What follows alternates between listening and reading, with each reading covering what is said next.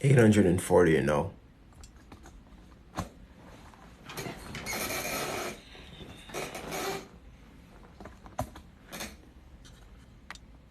I'm undefeated. Bucks and Suns. I gotta go with the Suns, man. I don't know the health of Giannis, man. That's up in the air, and because that's up in the air, I gotta go. I gotta go with Phoenix, man.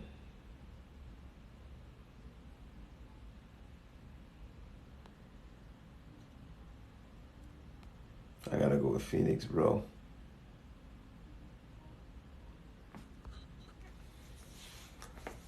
Luka or Embiid. That's close. That could go either way, man. Right now, probably Luka. What's up? Is Luka top five right now? No.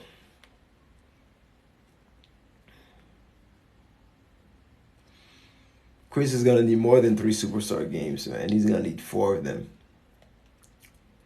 He's gonna need four of them. I think right now the top five NBA players, I would say KD, LeBron, Curry, Giannis, and for number five, honestly, you could go Jokic, Embiid, Harden. You could go any of those guys. Is Giannis gonna play? I don't know. I don't think so. I don't know, man. I have no idea. I mean, I'll look it up later, but I don't think he's gonna play. Google, hey Google, hey Google, what time is it? It's 5:41 p.m. Okay.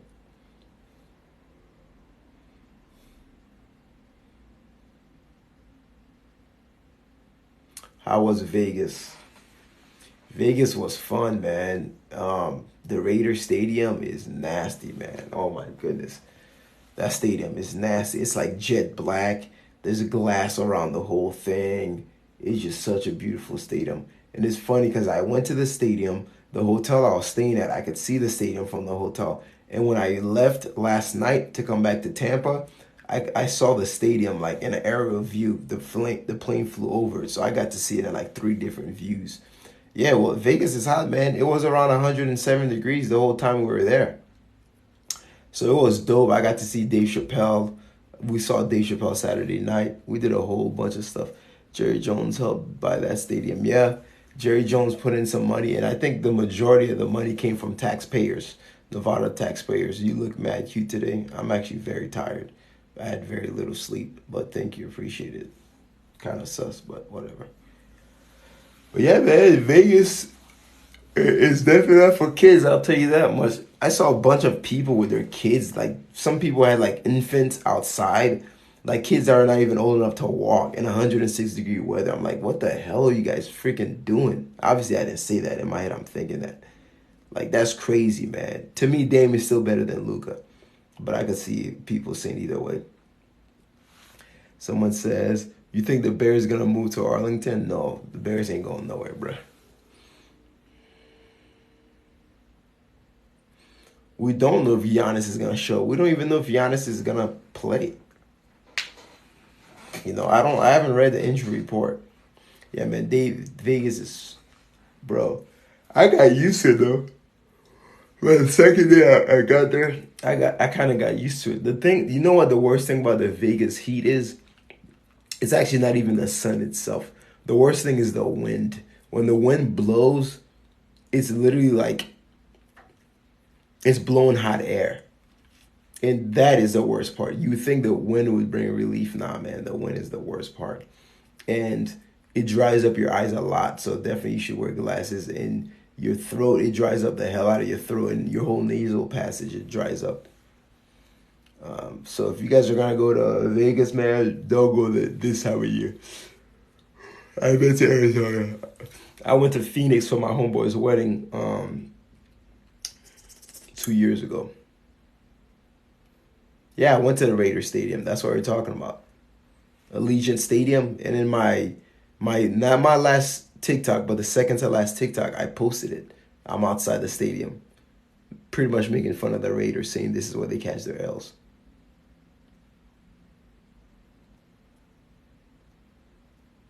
Yeah, if the Bucks could pull off game one without him, that is big.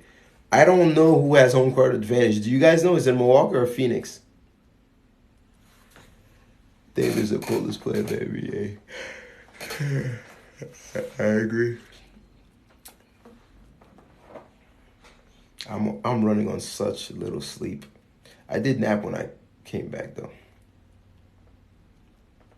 Suns have the home court. Ooh, man. Ooh. Yes.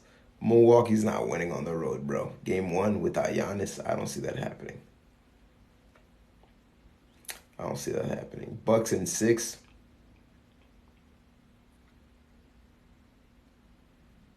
Aiden is going to clamp Giannis. That'll never happen. He's not capable of such. OG, what's good with you, man? Thank you for the flowers, man. You see, man, you got to give people the flowers while they're alive. You know what I mean? I want the Bucks to win so bad, though. I'll be honest with you. Honestly, these NBA playoffs, whoever wins, I'll be happy, man. I'm a big fan of CP3. I'm a big fan of Giannis. Like, I'll be happy for both of them. Although, if you were to ask me, I'll probably root a little bit more for Chris Paul simply because Giannis is not going anywhere. Giannis is not going anywhere, bro. He's going to be back if they lose. Whereas Chris Paul, the stars align for Chris Paul. I hate to say it, man. The stars align for him. With Clippers, no Kawhi. With Lakers, AD's banged up. With Utah, what's his name was banged up.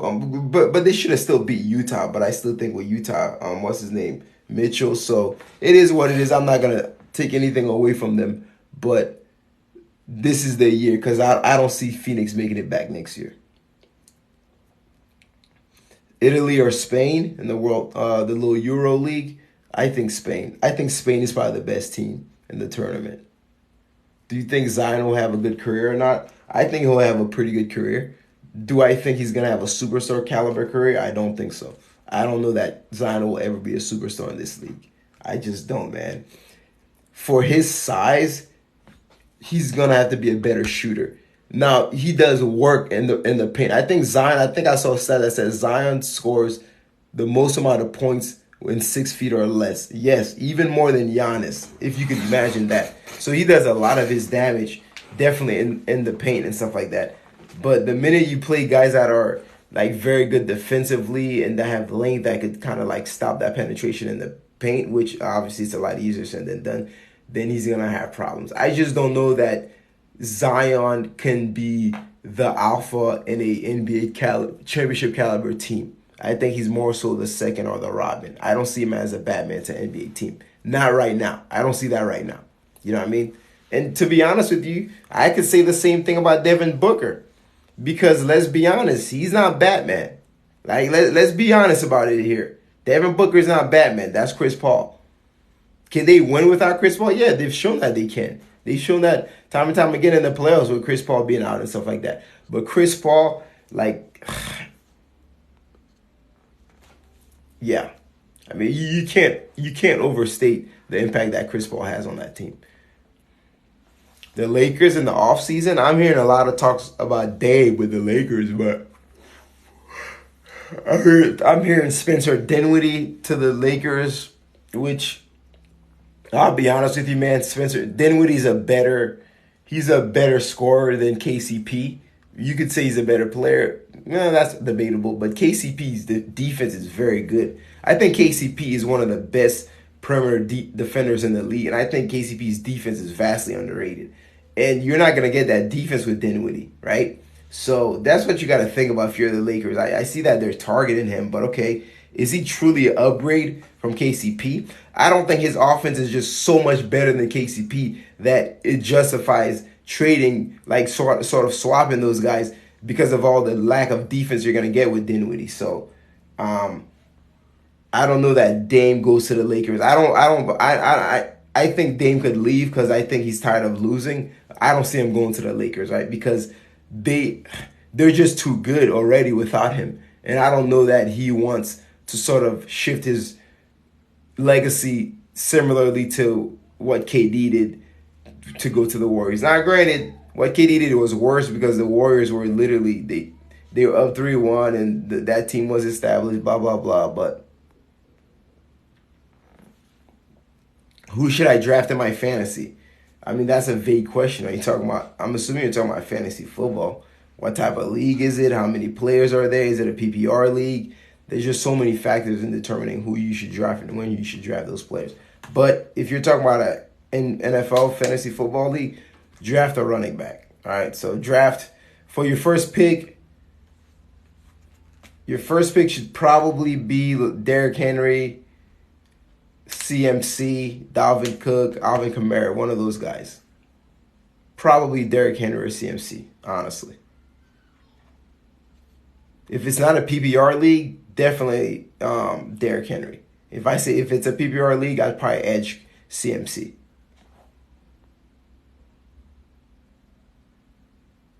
No, Middleton does not remind me of Kobe at all. Middleton actually reminds me more of a KD. He's an inferior KD. Damian Lillard to Philly. Damn, that'll be it. Damian Lillard to Philly and Embiid can stay healthy. That's a solid squad. Middleton has the Bucks and his Alex or Galaxy. You seem to be a big fan of Middleton, bro.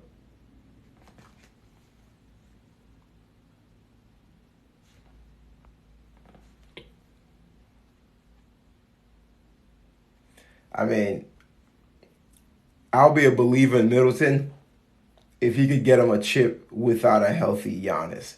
But my issue with Middleton, I've always had the same issue with Middleton, right?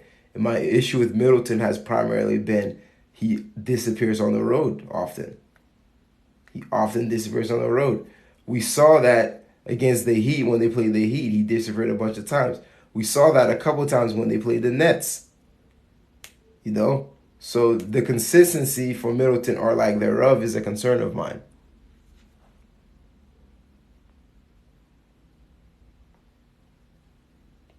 So, but I don't know. I mean, does anybody know the status of? Well, let me see. Let me see this thing real quick.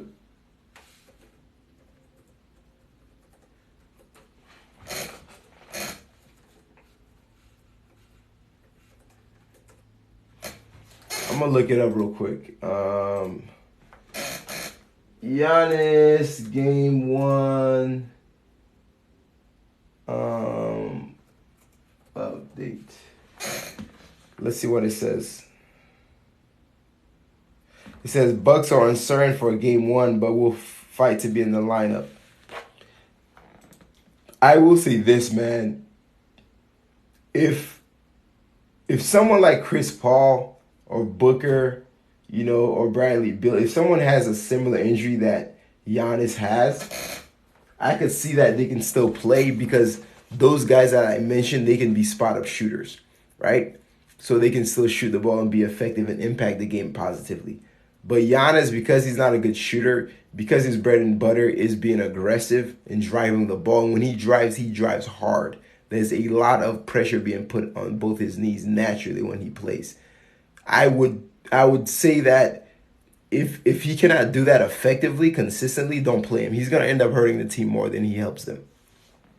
Again, a Bradley Beal, type Devin Booker, whatever, that has an injury, a leg injury, that can technically still play, but they can't be as aggressive like towards the basket. They can still be a net positive impact simply because they can simply shoot, all right? It's not the case for Giannis. So if I'm Coach Bud, what I'm going to evaluate is how effective, or let me rephrase it, how much impact will that injury has on Giannis's playing style? And if the answer to that question, based on what I see on practice and when he's warming up or whatever, if I think it's going to impact him a lot, then I don't play him. Because you do not want a situation where he's hurting the team more than he's helping them. Who do you think is the X factor on each team? I think the X factor for the Suns is going to be Ayton, or you could say Cameron Payne, but I think definitely DeAndre Ayton is the X factor for the Suns. for the Milwaukee Bucks, I'm not gonna say that Middleton's the X factor. I think Middleton is the factor because it's a question mark around Giannis. So Middleton is the factor. As far as X factor, then now we're gonna talk about Jrue Holiday, right? How much is what are they gonna do with Jrue Holiday? See, this is where coaching comes into play. If you're Coach Bud, are you gonna put Jrue Holiday on Chris Paul primarily or on Devin Booker, right? So, I mean, granted, Middleton could actually guard Devin Booker. He might give him problems. Middleton's a good defender. Like, I think we sleep on Middleton, So, congrats on 100K. Thank you, Stable. Yeah, Payne could be an X factor. I forgot about Jay Crowder. The reason I have Ayton over Jay Crowder is because I think if Ayton plays poorly versus Crowder playing poorly, I think they could live with Crowder playing poorly over Ayton playing poorly. I really do, especially if you're talking about both sides of the ball, right? I think if Ayton does absolutely terrible and Crowder plays very well, I think that's not good for Phoenix. Whereas if I think Ayton does very well and Crowder doesn't do very well, I think Phoenix can still survive. And with Crowder, you know you're going to get the hustle out of him. You know you're going to get the defense. You know you're going to get the IQ. So if he doesn't really score very well, then you're still going to get every other area he's going to do very well in, right? So, but I could definitely see Crowder. All time, Luka or Giannis? I mean, Luka's a two-time, Giannis is a two-time MVP. He's won Defensive Player of the Year. He led his team to the finals. This is not even a debate. If you're talking about Giannis versus Luka, Luka hasn't accomplished anything. What has Luka accomplished? Has Luka even gone to the Western Conference Finals? I don't think so. Luka hasn't even gone past the second round. And to be fair, a lot of that is not his fault, right? He doesn't have the supporting cast to allow for that. But at the same time, I got to keep that same energy, man. I'm not going to sit here and say that Luka I can't compare him to Giannis when he hasn't done anything yet. Weird question, but do you consider Middleton a small forward? He's a small forward. For all intents and purposes, he's a small forward. His game is very similar to KD. His one dribble pull-up is not as fluid as KD. His offensive sort of like he's not as finesse as KD. He's not as crafty as KD. But he scores in very similar ways that KD scores. And he's a better defender than KD. So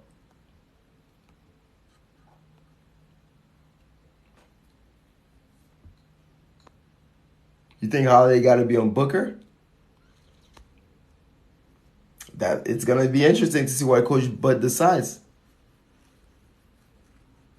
Yeah, Jeff, you're right, man. DeAndre Ayton, his whole game is predicated on like screens and what the point guard does. He's not a type. DeAndre Ayton is not the guy that's screaming for the ball in the post and like, give me the ball, let me take over, let me do the number scoring. That's not him. He's too tentative. And I think that hurts Phoenix sometimes. He needs to be a dog. He needs to be aggressive. He needs to demand the ball more. But with Brook Lopez, is it Brook or Robin that plays for Bucks? I think it's Brook. But we'll just call it Brook Lopez. With Brook Lopez, Brook is not a crazy good defender, but I think his length, I like the Niners. Thank you for the roses. I think Brook's length is going to bother Ayton, and Ayton is not going to be as willing to go bang in the post. So that's going to be a close matchup to watch, a very interesting matchup to watch, Brook Lopez versus Ayton. Do you think OBJ is a top 10 receiver in the league? I don't think so. Last year he was hurt. The year before, the year before I didn't have him top 10. So no, he's not.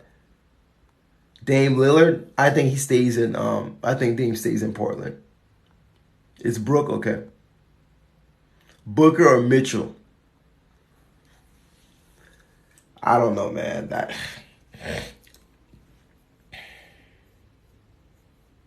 I'm going to have to give the edge to Booker, man. It's close, but I'm going to have to give the edge to Booker. I just think Devin Booker's IQ is clearly better than Mitchell's IQ. Mitchell's more athletic. I wouldn't even say Mitchell's a better scorer, though. I wouldn't say he's a better scorer, though. He does look to score more than anything else. So, but that could go either way. Me personally, I'll say Booker. Yeah, yeah, he's definitely not slack, Jeff. He's definitely not slack. But when you think of like some of the best defenders, me personally, Lopez is not one that come to mind. But he'll defend the rim pretty well. And I mean, just his sheer size, man, alone is a deterrent to drive. Could you beat Bronny James in one on one? If I played Bronny James one on one and he got the ball first, he would. I probably wouldn't score. If we play to 11, he'll probably beat me 11 zip. Normally, this is where I get fake cocky and be like, I'll destroy Bronny. Nah, he'll shut me out. Defensively, he'd probably completely lock me up. Nah, but that's basketball. Now, if you want to talk about football, that's a whole nother story. Give me an NFL player and I'll hold my own. But basketball, not a great basketball player. Niners going to win the Super Bowl. I'm calling it. I don't see that happening. I could see them being pretty good, but winning the Super Bowl, I mean, don't you guys think that the Rams are the best team in that division? Somebody said to me that Jerry West and KG are better than Kobe. No. Negative on that one. Mitchell has led his team to the playoffs and beat a big three in his rookie year. But did Mitchell ever get past the second round of the playoffs? I'm not that impressed if you make the playoffs. That's not that impressive to me. It's really not. Making it the playoffs in the NBA is not that impressive to me. I think making the playoffs in the NFL is way more impressive than making it in the NBA. To be honest with you, I think the NBA has worse teams than the NFL. I think the NFL has much better parity than the NBA. Therefore, in my opinion, it's more impressive to make the NFL playoffs than the NBA playoffs.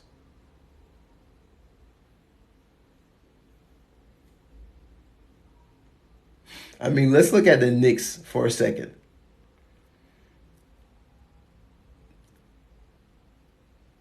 Knicks are losing to every single team in the playoffs, if we're being honest.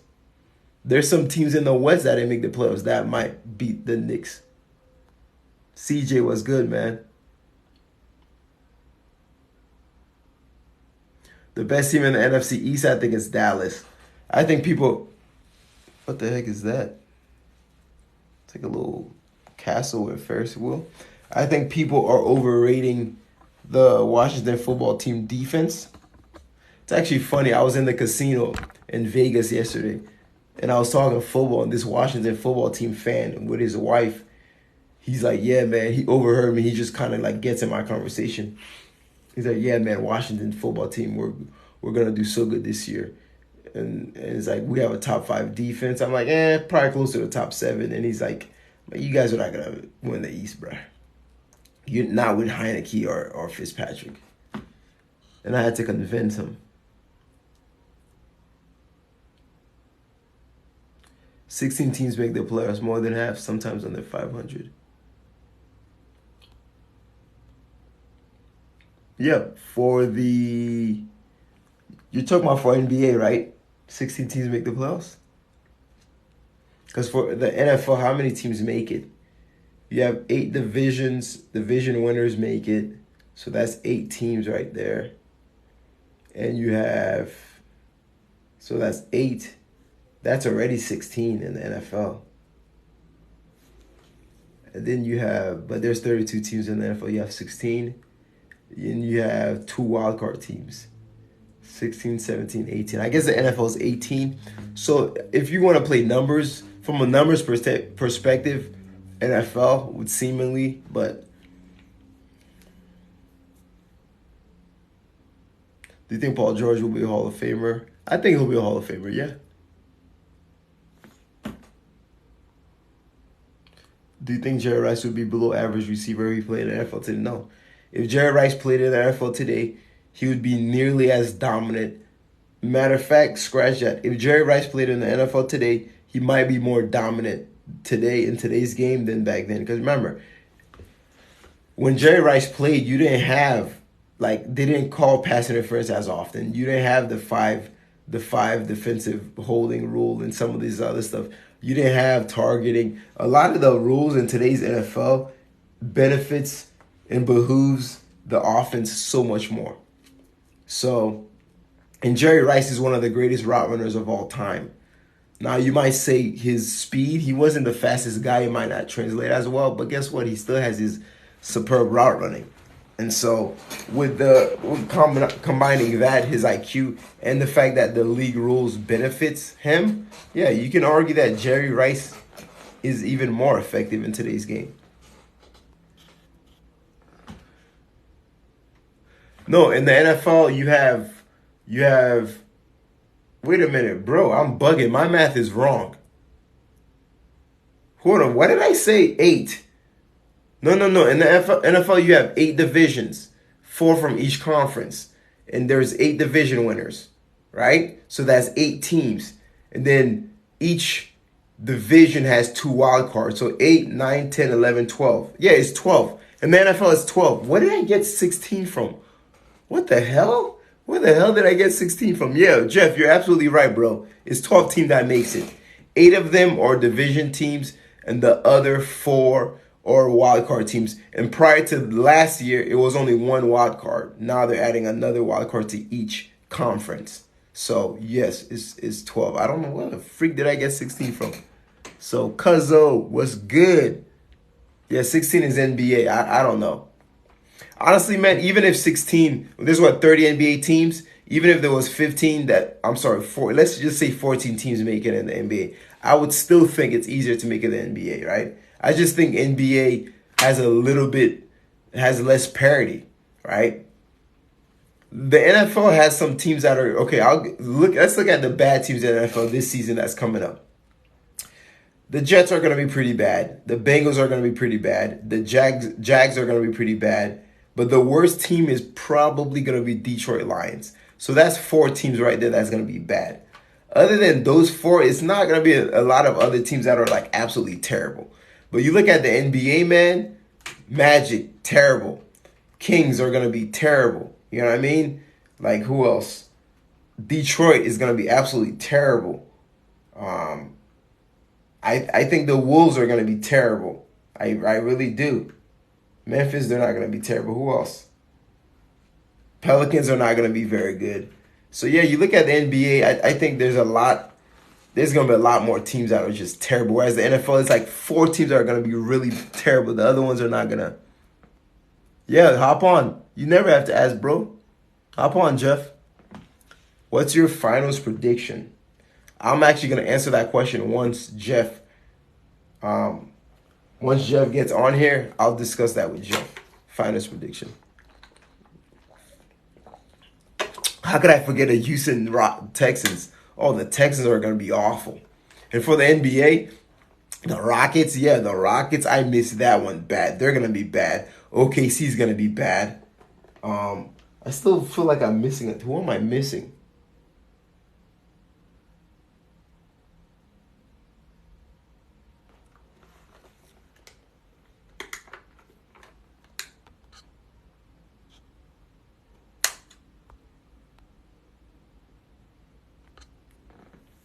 Yeah, man. Sacramento will probably be the worst team. No. Houston's going to be the worst team. Houston's going to be the worst team. Actually, Memphis made the playoffs this season, and I think Ja is going to get even better. And I could see Memphis making the playoffs again. So, I think Memphis is going to be a solid team. For sure. For shizzle nizzle.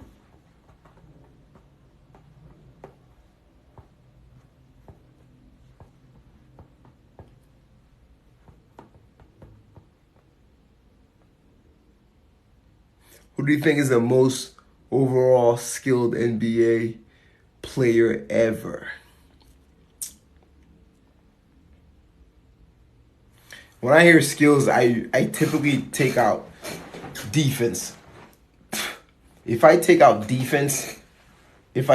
defense, then I have to go Kyrie Irving. I do. Actually, I'm gonna ask Jeff. Hey Jeff, you hop on here. I'm gonna ask Jeff this question too when he gets on.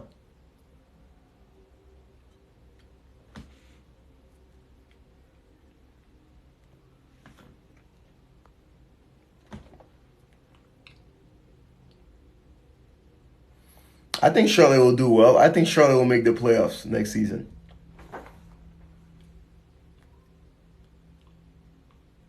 Bobby, what's up? Yeah, Charlotte will make the playoffs next season.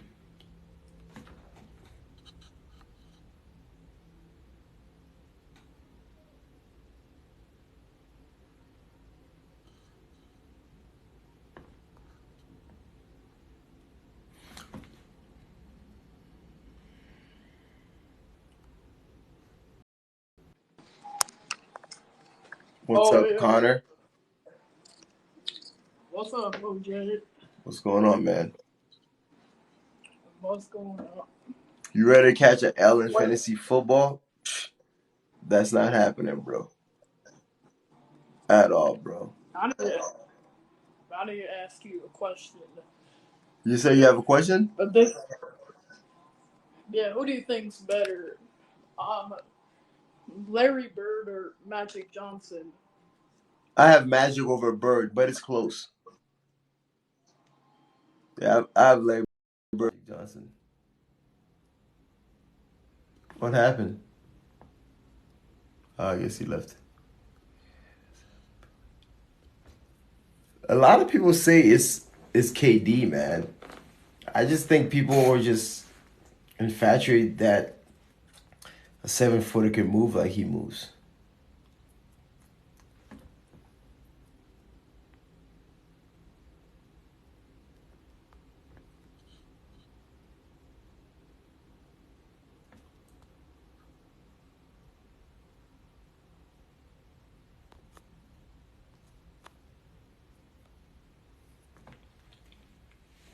Overall thoughts on Dallas Cowgirls?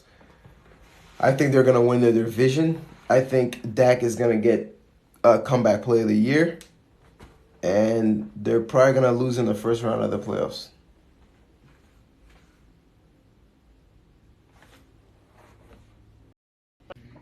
Hey, what's up, man? I was waiting for you to get on. I'm like, what happened to you? Oh, hey, well, I had to go grab my smoothie from my wife. So, What was that? You said you're making a smoothie for your wife? no, she made one for me. Oh, Banana nice, strawberry smoothie. So, nice. That's actually what I always have for breakfast. Not a strawberry smoothie, but I always have a smoothie for breakfast every day. I keep it light. Um, but yeah, man. What was I gonna say? Oh my goodness, brain fart, brain fart. Yes. So someone was asking, I don't know if you were there on the live for my finals prediction, and I told them I'll wait till Jeff gets on here and I'll talk to him about that. But the only thing is, I don't know the status of Giannis, so my prediction is gonna be based on my ignorance on his status. That being said, Giannis is a type of player that relies so much on his athleticism, which and I was telling the guys earlier in the live, if it's someone that's a shooter and they have that same leg injury, they can still be effective being a spot up shooter, shoot it, blah blah blah. But Giannis, man, he relies so much on his driving ability, and that might impact his movements. And if it impacts his movement, it might hurt them more to have him on the field. So that said, I'm probably gonna go Phoenix in 7. I like it. I like it. Let me tell you what I understand to be the latest update on Giannis. I saw a report that it was possible he would have been given the green light to play in a game 7. So the fact that they wrapped it up in 6, he didn't have to hurry back to advance. And this is, I don't know Jack Diddley. I don't have the inside scoop or nothing, but I'm expecting Giannis. I kind of have a threshold. If he's at 80%, that'll be good enough. I'll have the Bucks winning it all. But his type of play, you hit it right on the head, man. He's not a shooter. He can't continue to space the floor. If he's hindered athletically and can't penetrate on offense, he's going to be a dud. And so it's all dependent on the health of Giannis. I'm expecting him to be healthy enough. I'm going to think the Bucks are going to pull it out. Well, you know what? Let's assume that he doesn't play tomorrow. Let's assume he plays game two. Game two is going to be very telling to see where he's at in terms of his health, or what have you. And I think if I were to guess, I would guess that Milwaukee will say, you know what? Let's not play him in game one. Let's see how well can we steal this. By the way, the Suns have home court advantage, right? I Why don't I know that? I think the Suns have home court advantage. I think the Suns have home court advantage. But I think the Bucks will say, let's see how we do. I mean, it's a road game anyway. We're not supposed to win that game. Let's see if we can still win without him. And then based on that, they'll make the decision. I'm very interested to see defensively the type of game plan that Bud has. More specifically, is he gonna put Drew on Chris Paul, or is he gonna put Drew on Booker?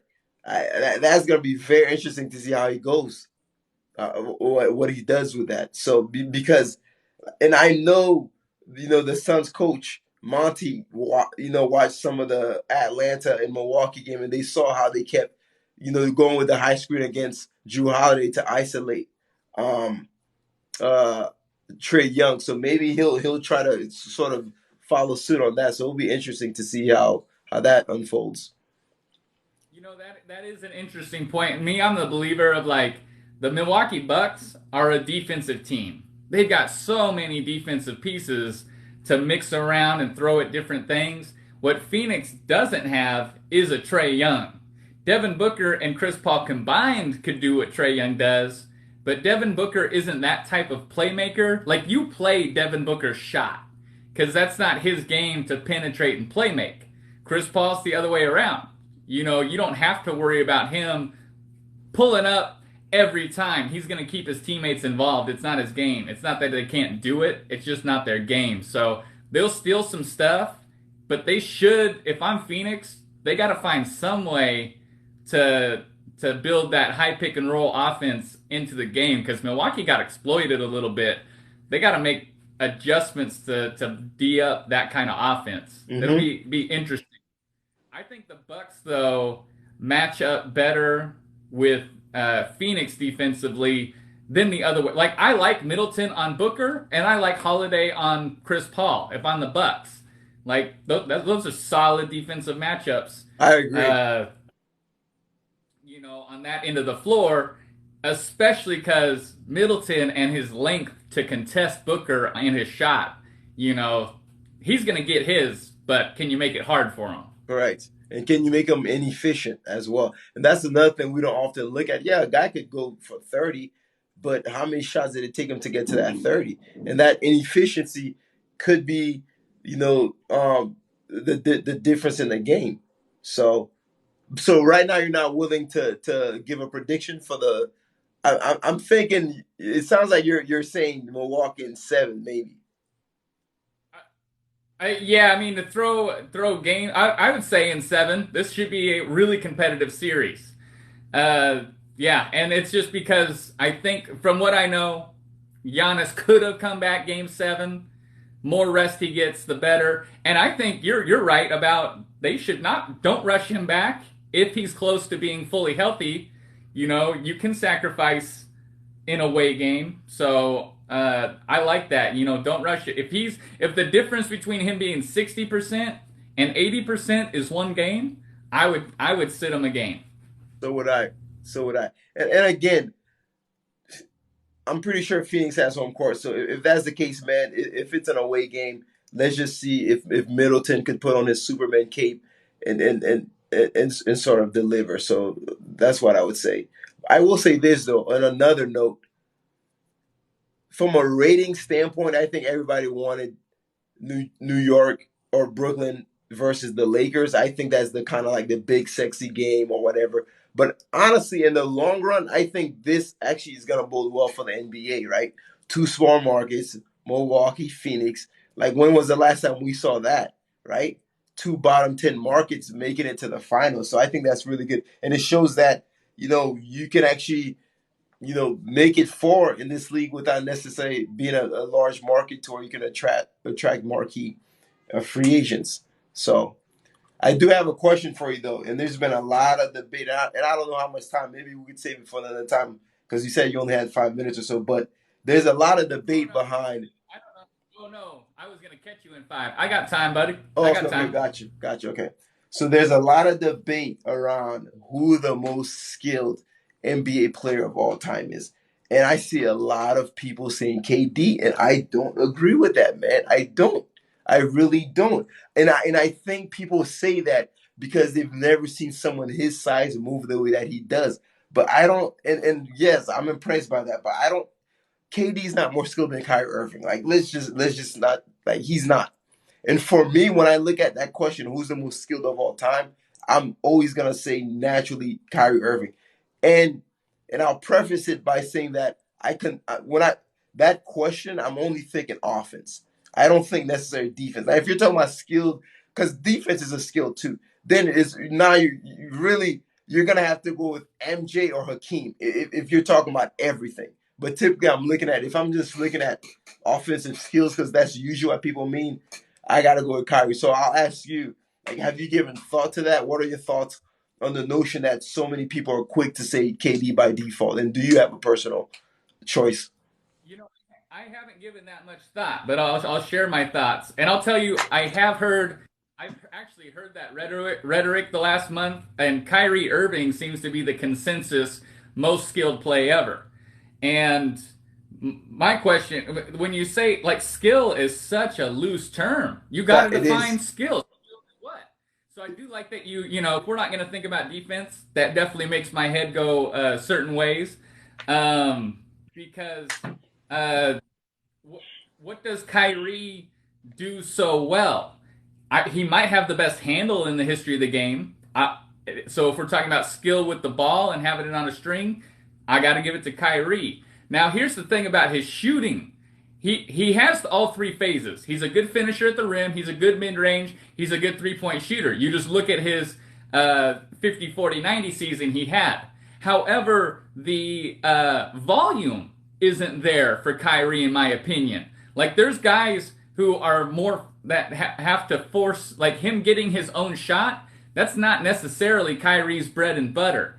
I think there's guys more skilled in that facet. So as far as dribbling, shooting, Kyrie is up there. I want to rule out KD right away. KD, I do not view as the most skilled player ever. His maybe the most skilled 6'10" or taller guy, like, but I don't view KD as that. Like, his handle is not even like it's not on Kyrie's level. No, It's it's not even not. close. It's not. And as And far as yeah, shooting and scoring ability, there's other guys on his level. I would say Kyrie is closer to scoring on KD than KD is to Kyrie's handle. So just between those two, I got to go Kyrie over KD. However, when you say most skilled, Kobe Bryant. Kobe Bryant jumps right to the top of that. I mean, what does that man not do? Like, his handle is more than nice. Uh, I'm and I gonna think, challenge that. But go ahead. yeah, sure. No, the So challenge so away. for me, But my pushback with Kobe would be when I look at Kyrie. Not only do I think that Kyrie is probably the best ball handler of all time, I can make an argument that Kyrie Irving is a top five finisher of all time. Now I know I'm gonna get a lot of flack for that, right? Because you have people like Shaq and Giannis, and look at Zion and the proficiency to which Zion scores within the paint. I don't necessarily count that as much, conversation. huh? Those are different conversations. Where Yeah, you're those going are with different that, like, conversations. Yeah, but when you're talking about actually finishing at the rim, like the English you're putting on the ball, the spin, the ability to do a floater going to your left with the left hand off high off is stuff like that. The intricacies of finishing, okay, like Kyrie, to me, I can make an argument that he's top five all time. Like he's certainly, in terms of someone that plays below the rim, he's certainly the best finisher, and you can make an argument that he is the best finisher in the game. So to me, if you're talking about ball handling, arguably the best, definitely top five all time. Finishing, probably top five all time. And so to me, now you're talking about two skill sets that he's top five at, right? And so when I look at Kobe, okay, let's look at his skill set. I might say the one that he's top five at all time, maybe footwork. But what else? He's not, I don't think he's a top five shooter. Top five mid range, that's debatable. Top five handling, that's debatable. Top five finishing, that might be the closest one that I could say, okay, I could see that. I could see that. So I kind of rank from the different attributes, finishing, handling, shooting, and then I think to myself, where do you land on the scale of like top five, top 10? And so that's sort of how I kind of like quantify it. No, and I can appreciate that. I can't say that Kyrie's a top five finisher. I don't see it that way. But there's a craftiness that he has that is top. He's a top five crafty. When you talk about that English, I mean, yes, absolutely. That's a I don't is that talent or is that skill? Cuz I view that as talent. Like if I was a coach, I'm not coaching Kyrie cuz there's just something there that like, hey, I mean, either you got it or you don't, and he's got it, and not very many people do. But Kobe, Those you could use those interchangeably, man. I'll be honest with you, man. Because when I think of if I think of the word talent, the two people that come to mind, like right off the bat, is Tracy McGrady and Grant Hill. Two very talented. So, and they were two very skilled players too. So, if I guess I would ask you if you think there's a like if you differentiate talent and skill, where would they differ? Like, how would you define those differently? Or is it more so talent is, or do you look at talent as more like the potential that someone has, like, and then skill is the application of that talent, if that makes sense. I think you're defining it very well for how I'm viewing it. Talent I view as like what did God gift you with? And Kyrie has his bag to me I view as such a talent. Now that doesn't mean he hasn't put work into it and developed that skill. Like he is skilled and talented.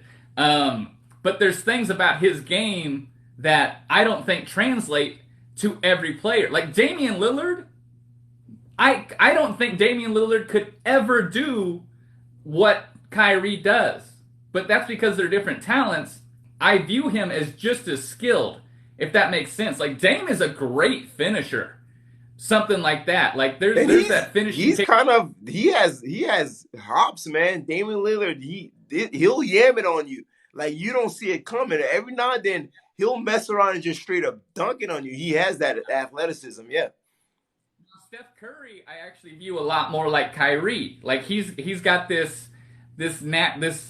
he's got this back this natural handle. He's got that feel for the game that allows him to do that. So wait, let me loop back though before we get off of what I was going to say about Kobe. The reason I will stand by Kobe as the most skilled player ever is if you simply watch highlights of him making shots with his left hand. I will submit Kobe and his ability with his left hand. Like, dude, So you you would can't have stop. Kobe as more skilled than Jordan? Yeah, I would say I, so. I can't get there, man. I can't get there because so much of his game is modeled after Jordan.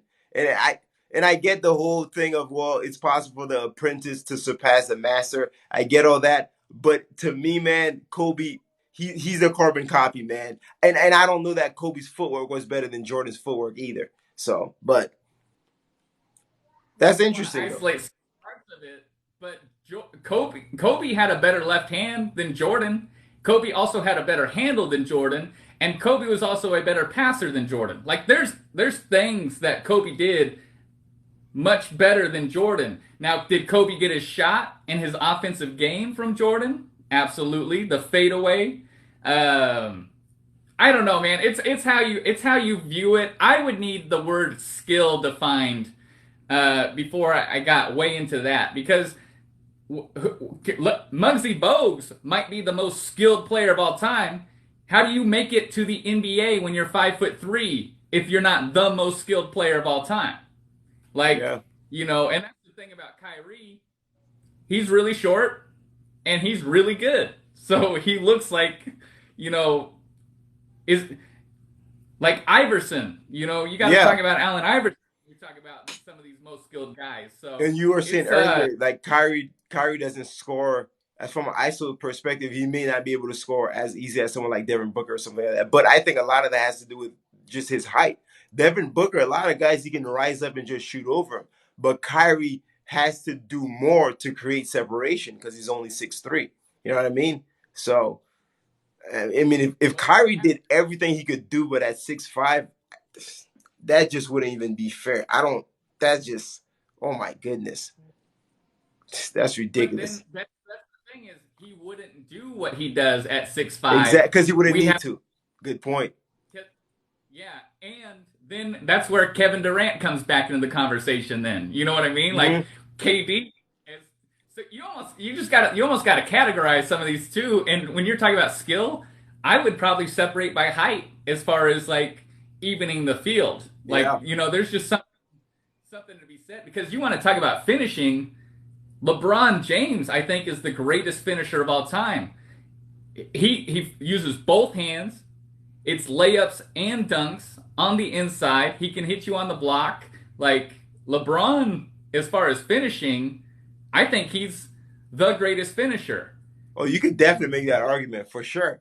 And speaking of the difference between skill, LeBron is not a player you look, and I think this is where really we see the difference between skill and talent.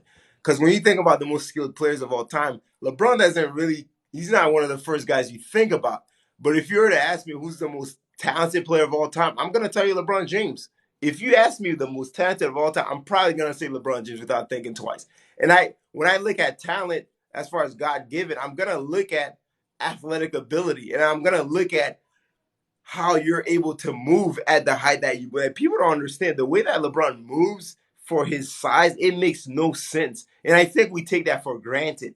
It makes no sense for him to move like he does for his size. So as far as purely, if you're talking about just purely talent, yeah, LeBron James is probably the most talented player of all time. But that's where I guess skill would be different. Because when you think about skill, you think about also like craftiness and fluidity and the finesse and some of those things. And that's where I think it's like where it's like you have to practice some of those things and you have to harness some of those things. But they're not truly mutually exclusive, right? Because the more talented you are, the more you can leverage that talent for skill. So, I mean, I agree. I agree. This is a tough conversation to have, honestly. I just kind of jumped right in. I have not given it much thought, but I like it. It's a tough one to define. Uh, I'm gonna stick with my answer of Kobe. All right, OJ, let me lay. I gotta lay this one out for you, and I want to hear your thoughts on this because I got some flack for it. So when you're talking about the greatest of all time, Jordan and LeBron, and I think there's a bias for guards and Michael Jordan because he has a more relatable story. And here's what I want to lay out. Michael Jordan's story is he did not make varsity in high school as a freshman. He wasn't just this otherworldly talent with stuff given to him on the basketball level. So he had to work harder and he had a growth spurt and he eventually worked his way to that level. I mean, what kid doesn't know the Michael Jordan didn't make varsity story and hear that in basketball camp? So then he was he there, and then there's LeBron, who was literally on the cover of Sports Illustrated as a 16-year-old, and the cover says "The Chosen One." And he's a 6'9", 250-pound tank that can jump out of the gym, stronger than everybody on the court. To me, you cannot relate to LeBron because it's unrelatable. There's 10 people on the planet that are as strong and athletic as LeBron, and they all play in the NFL. Michael Jordan is a guard who shoots, dribbles, plus there's the cultural factor of he's cool. He had the long shorts. He's got the Nike Jordan brand. So I think there's an unconscious bias that Michael Jordan, like, you want to be like Mike. There was a literal campaign by Gatorade, like Mike. Yep. Kobe Bryant, Allen Iverson, and the entire generation that came after Michael Jordan wanted to be like Mike. And right now, everybody wants to either be like Kobe or Steph Curry because there's a relatability to it. That is all I want to say about that because I would love to hear what that makes you think. So before I answer that question, do you think that those things that you mentioned influence people and bias them towards Jordan when it comes to like the GOAT topic? I do think it influences them. I do not think people do it on purpose.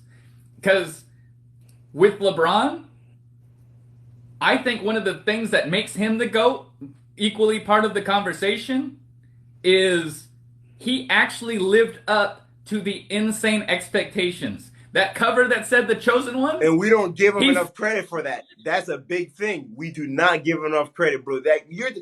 When I was in high school, senior in high school, LeBron's games were being played in ESPN, his high school games. Like, yes. So, like, I don't think people truly understand the level of expectations this guy had. Some kid from Akron, Ohio, single mother. Oh, by the way, this is the expectation. Oh, by the way, anything less than this is a failure. 18 years old. So I'm so happy you said that. That's something that cannot be understated. So let me say this too about what I'm saying. The relatability of Michael Jordan, I am talking strictly basketball. LeBron James is a better role model, a better person. More people should strive to be like LeBron as far as the way he carries himself. Like, I'm not talking about him as a person. I'm talking about people being able to do what he does on the basketball court. And Michael Jordan, you can actually copy and imitate him and have the experience of not making a basketball team. Like, I would love to have just been on covers of magazines and been called the chosen one and lived up to those expectations. But there's literally one person on the planet that gets chosen to do that. Yeah. Yeah. So I would say to answer your question, Michael Jordan is unique in the sense that he's as synonymous to basketball. Like, I don't think I've ever seen an athlete that's as synonymous to a sport as Jordan is to basketball. I just don't. And we could go through the list. You want to talk about boxing, you can make an argument for Ali. But to be completely honest with you, man, like and I'm into boxing, and I'll tell you right now, Ali's not the greatest of all time. I don't know that he's even top 3. A lot of what makes him so great is what he did from a political standpoint. Most people will tell you it's going to be like Sugar Ray Robinson and some of these other guys, right? You look at NFL. I'm a Tom Brady guy.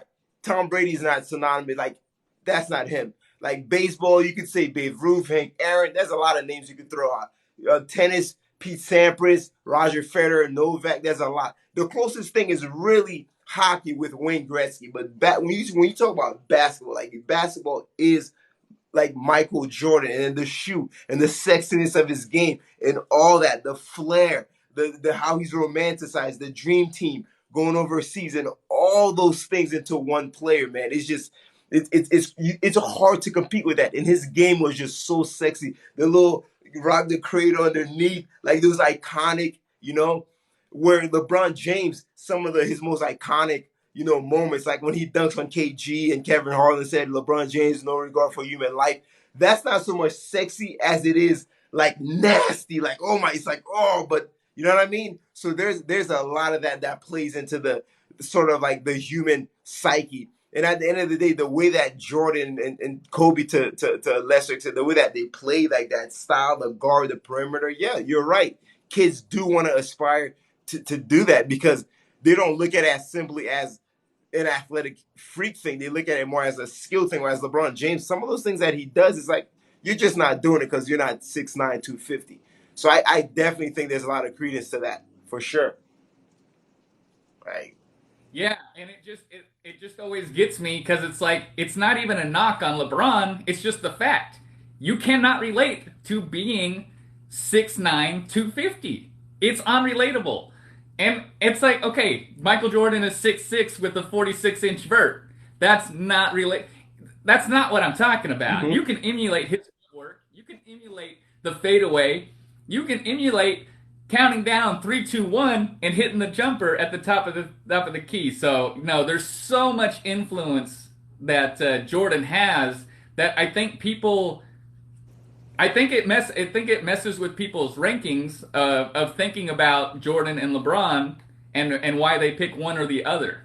Yeah, no, you're absolutely right. And then the one thing else I'll say when it comes to this debate between Jordan and LeBron, I think it's it's so hard to put anyone above Jordan, man. Because even if you did what he did, one, he did it first. That's that, and two, so much of what he like the aura of Michael Jordan, so much of it has nothing to do with basketball. A lot of it has nothing to do with basketball. Like just look at his shoes, man. You know what's funny? So I went to Vegas. I was in Vegas over the weekend on a little miniature vacation. I went to a Dave Chappelle show. I'm sitting there in line. We're in line for about an hour. This thing's like a mile long high.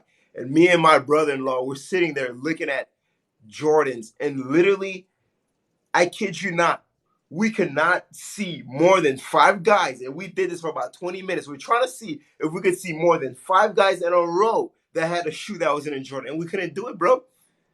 You could not, we did not see. It was crazy to me, and when I saw the model, and that just speaks to the influence and greatness of Michael Jordan. Which, let's be honest, that obviously the shoe and the popularity of it it's connected to how great Jordan was as a player. Don't get me wrong, but so it's Like otherworldly, man. like I said, LeBron's a way better person, way better role model. But Michael Jordan is way freaking cooler. Yeah. He's Oh yeah. way everything about Mike is cool. Even his bald head is cool Mm-hmm. because of the way that he did it. So, Yeah, man. uh, Like the fadeaway shot against Utah, the way that looks. Just, I mean, he pushed off, but it's just so sexy, man. Like it's just, yeah, man. yeah, So, but it's just. I will say this though. The one thing I'll give credit to Jordan for, I think Jordan. A lot of people are gonna disagree with this. I think he was a harder worker than LeBron. I really do. I honestly think LeBron James, he could have, looking back in his career, I think one thing he might look at and be like, man, I could have worked better on my free throws. And I'm nitpicking here. I'm absolutely nitpicking. But when we're talking about goats, you have to nitpick. Whereas Jordan never had a glaring flaw to to his game. Now some people say, well, Jordan wasn't a 3 point shooter. Well, he wasn't asked to be. So that's one of the dumbest things I hear. But as far as a glaring flaw in his game, Jordan never had. And then people forget Jordan offensively, and just he was very raw. He wasn't very polished, man. He worked a lot to get his game to where he was at, right? And I suppose I could give LeBron James credit too, because LeBron James did not have a jump shot at all. After that Dallas series in 2011, I think LeBron James realized, man, like I like if LeBron James had a jump shot, like they can't guard him the way they guard him in 2011 with Dallas. So I'll give him props for that. His jump shot definitely got a lot better in his perimeter shooting in general. So I like what you're bringing up here. So think about this. So, uh, Michael Jordan, that drive to compete. First of all, he had a love of the game clause in his contract, meaning that he could play in pickup games. He could play basketball whenever, where it was called love of the game clause. It was so that he could go and play anywhere. He was a gym rat. He loved the I game. He never loved knew to that, bro. All these years, I never knew that. Wow. love of the game clause, man. It's legendary. It's awesome. And there's restriction. That's a contract thing for team. Like you cannot do that. You'll put yourself in jeopardy and injured. Michael Jordan had a clause that allowed him to do that. So that he had this and his competitive drive is off the charts. It's legendary, stuff of legend. His desire to win. So like that, he worked on his game on his own in my eyes. LeBron, one thing that it just wasn't there. When you talk about like that mentality to get it done, and it's a nitpicky thing because he's got this amazing drive, amazing work ethic. It's not to say LeBron has bad work ethic. That's where people get mixed up in these conversations. It's like I'm not saying he's bad at work ethic, but if you want to compare side by side, Michael Jordan was leaps and bounds ahead on that side. Yeah, and there's it levels. wasn't until there's levels. Yeah. And LeBron is a level 9.9, and Jordan is an easy 10. Yeah, Jordan's an easy 10, yeah.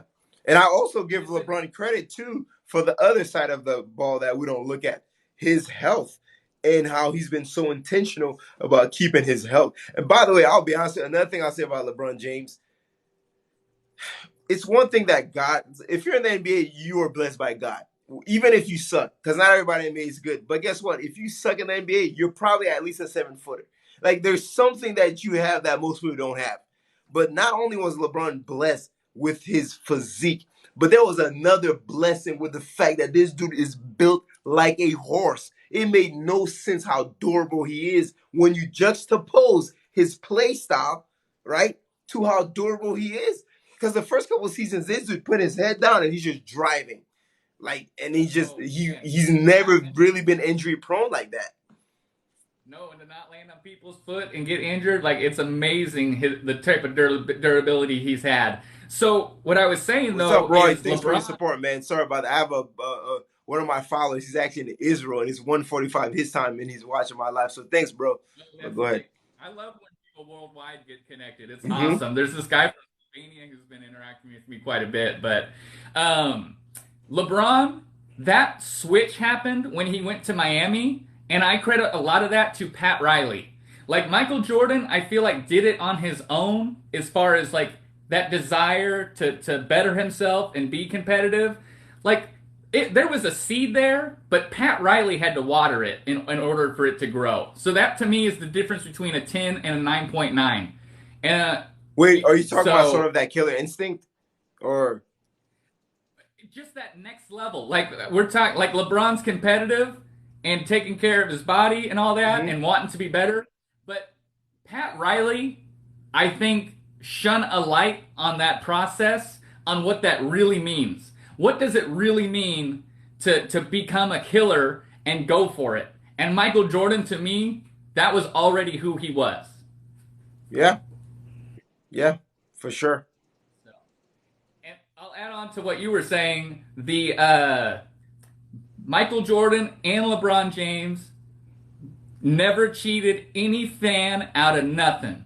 They worked their tails off. They are both deserving to be in the GOAT conversation, and I got mad respect for both those guys because there's 1,000 different things I could say positive about them, especially when it comes to being competitive, working hard, and all those God-given gifts, they capitalized on it and they earned everything they had. For sure, because a lot of people that have similar gifts, they did not capitalize on those things. One quote of Michael Jordan, and I don't know if I told you this. I'm not the biggest fan of Jordan as far as a person or whatever, but that's a whole nother topic. But one of my favorite quotes of his, someone asked him like, "Why do you work so hard? Why do you take everything so personal? Like, why? Like, where do you get this drive?" And Michael Jordan says, "Every time I go and play basketball, there's someone out there that this is their first time seeing me, and there's a lot of people that this is their last time seeing me. So I'm gonna play like." For that person, like I've never played ever, and I don't care about what I did in the past, but I'm just like gonna be my 100%. Obviously, I'm butchering his quote, but I thought that was just so profound for him to have that mindset of every single time I'm gonna look to kill it, and I'm not gonna care about what I did yesterday if I dropped 50 or anything. But Jordan is known for that. He would look for any little thing to get him going, any little thing he could find, you know. Somebody gave him the crooked eye. He better go out there and kill him and drop 55. And Phil Jackson and his teammates and other people, assistant coaches, did go up to him before games. Oh, did you know that this this person said this. I don't know if you heard about the newspaper report or this. This player said this, that, and the other. So he was amazing, man.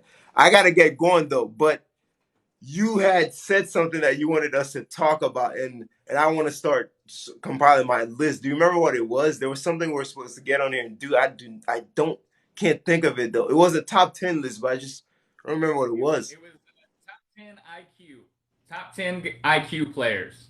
Top 10 IQ. All right, I'm gonna work on Wait, that. wait, wait. Before you go, let's define. It was messing with me. We got to define IQ, and I got a couple. Like playmaking comes to mind. Uh, Court vision comes to mind. Leadership comes to mind. Like there's just some. I'm like, how do you find IQ? Like No, so. I agree with all that.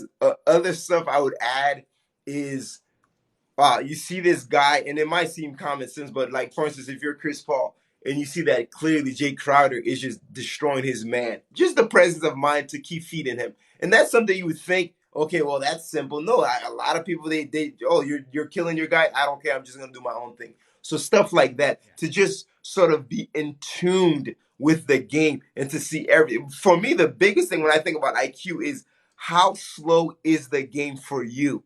That's the biggest thing. Like, is the game slow? For some people, it's so fast. And that's why I'm so impressed with someone like LaMelo Ball, because I literally saw him his first 15 games. And then every game after that, literally, I'm watching, I'm like, whoa, this game is slowing down for him. And that a lot of that has to do with IQ. And he knows where this guy's gonna be, the action that's being set. So a lot of those things. How slow is the game for you?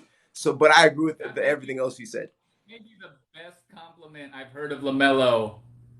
I like the way you just put that. That's probably the best compliment I've heard of him. Yeah, man. I mean, the first 15 games, he's so good and gifted skill wise. He was literally playing well, but just off of instinct. But when after a couple games, 15, 20 games, you start to see that he's thinking more. He's not just playing instinctually, because instincts can only get you so far, man. But it was amazing to literally see within one season the growth. So, but yeah, I mean, the sky's the limit for that kid. As soon as he develops a better jump shot and sort of a little bit better decision making, because every now and then he'll tend to get a little crazy. Yeah, I think the future is bright for him and that whole team. That might be something we got to debate about some other time. I am low on Lamelo Ball. Really? Oh, I would love that debate. I will absolutely love that debate. And I think I can see what you're gonna say. But before I leave though, you said Bucks in 7? I'll go Bucks and 6. I'm going Suns. I'm going Suns in 7, but I'll be honest with you, very low confidence in that. Not because I think I'm wrong. It's just that variable of Giannis. Hold on a second. Hey, come here. You want to come say hi to my buddy? Say hi. She's doing her hair. It looks all crazy. All right. Okay, Daddy will be back soon. Go to mommy, okay? Yeah, but all right, I gotta get going, man. So next time we talk, hopefully we'll set up some time for top 10 IQ. Hey, if we're doing that, let's put. I don't know. I don't like to do money so much, but I'll take Bucks if you take Suns. We can do. We'll do something. I don't have. I'll I don't think have of a something. but I'd be down. I'd be down to put a little something on the line. I'll be down too, man. A little $10, $20 cash app or something, and we could do a little video on it too. So whoever wins, you could post a video. Hey, man, this person won or whatever. So, but officially, I'm going Sun 7. But it really, whether they sweep or not, it doesn't really matter. It's mostly gonna be based on who wins or not, right? Yeah, you got Suns, I got Bucks. We'll put something on the line. Sounds good. All right, buddy. Have a good night, man. You too, bro.